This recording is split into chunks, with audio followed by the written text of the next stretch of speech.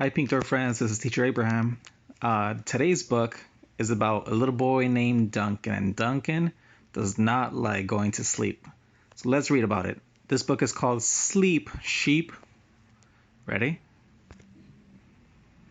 Duncan liked bedtime snacks, and he liked bedtime stories. He liked putting on his favorite pajamas. If there was bubblegum flavored toothpaste, Duncan even liked brushing his teeth.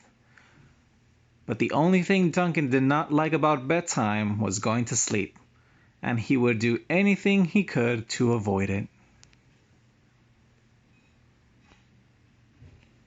Duncan was pretty sure he knew enough tricks to avoid going to sleep for the foreseeable future.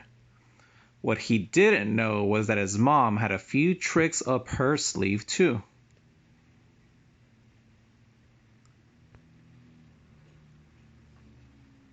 One night, Duncan found that his room was not quite as he had left it.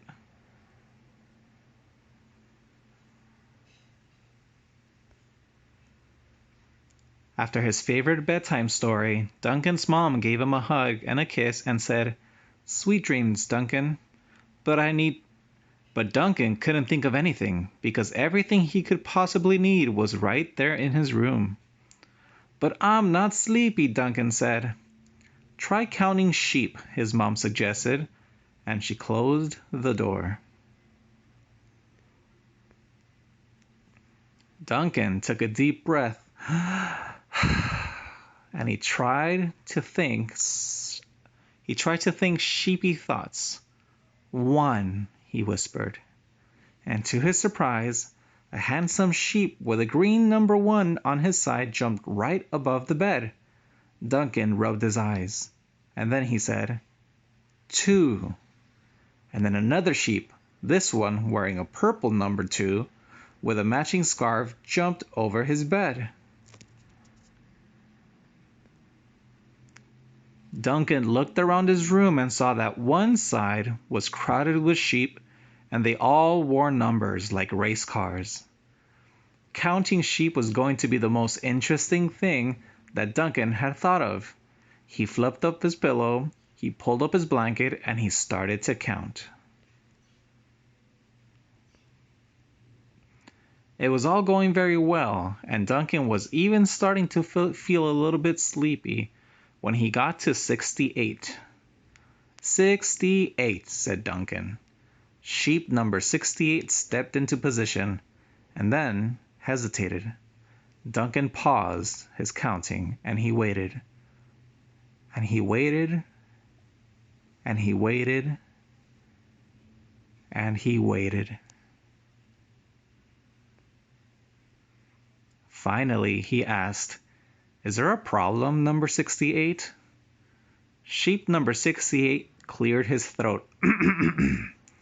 "It's just, well, do you think I could have a drink of water before I jump?" So Duncan reached for the glass of water that his mom left, and he passed it over to him.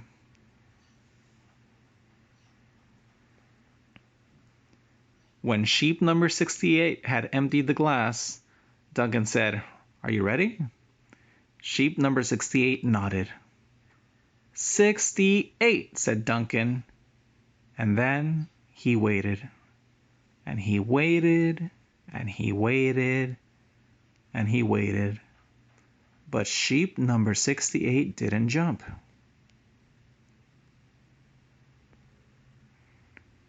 "Is there something else you need?" Duncan asked.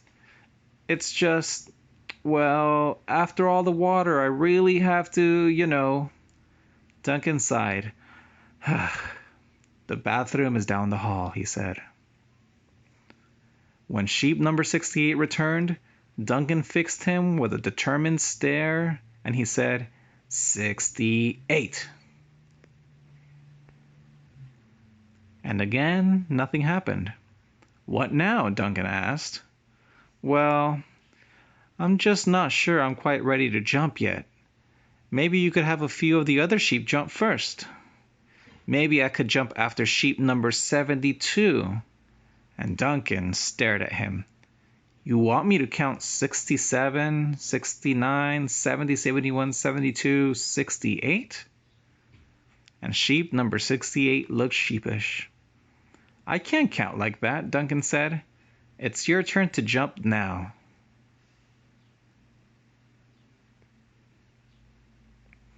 Sheep number 68 thought he would like a bit of a run at the bed, so the other sheep cleared a path for him. But he put on the brakes at the last second. Maybe I can use a step stool instead. No, he didn't feel comfortable about that. Maybe he should stretch first. Or maybe he can borrow sheep number 23's running shoes. What if he tucks his socks off? No. What if he put his sock back on? No. It went on and on like this, and still sheep number 68 would not jump.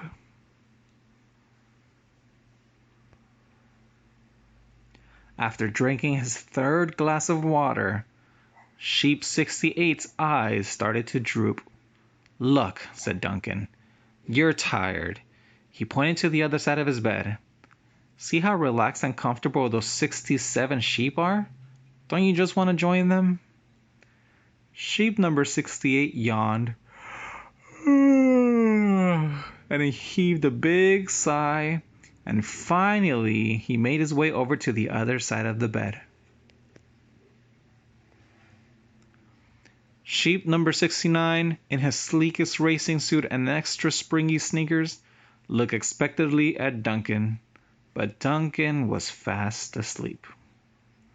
Who knew bedtime could be so exhausting?